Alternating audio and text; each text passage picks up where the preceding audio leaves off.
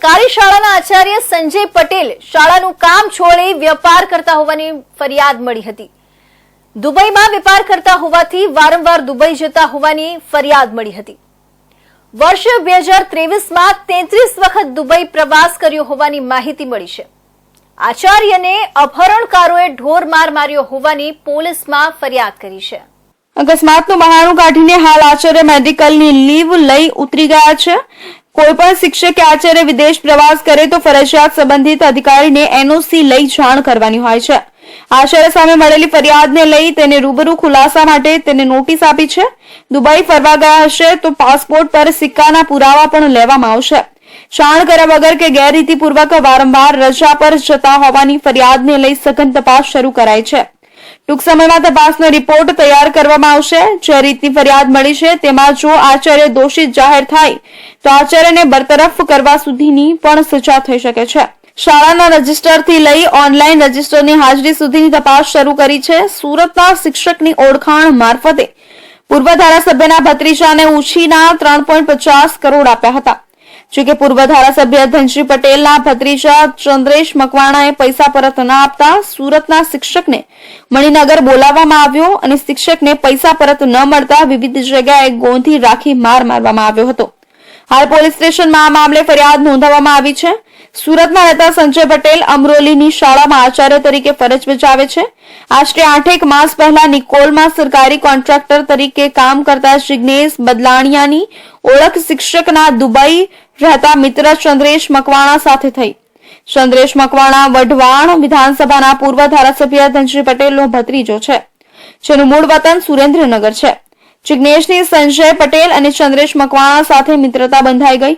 ત્યારબાદ એકબીજા સાથે નાણાકીય લેવડ દેવડ પણ ચાલતી હતી।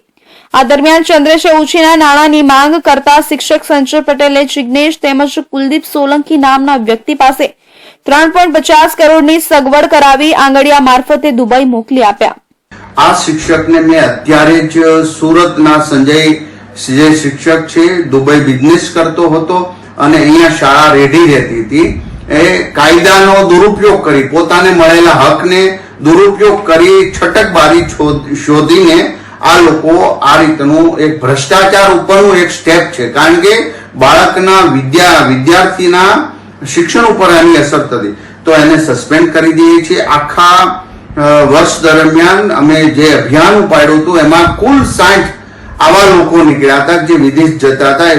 એ તમામને બરતરફ કરી દેવાની ત્યારે પણ સૂચના આપી હતી ને હજી ગુજરાતની અંદર આની દરેક જિલ્લા શિક્ષણ અધિકારીઓને તપાસ સોંપી દીધી છે। લગભગ સંપૂર્ણપણે કોઈ જિલ્લાની અંદર આવું હવે બાકી નથી।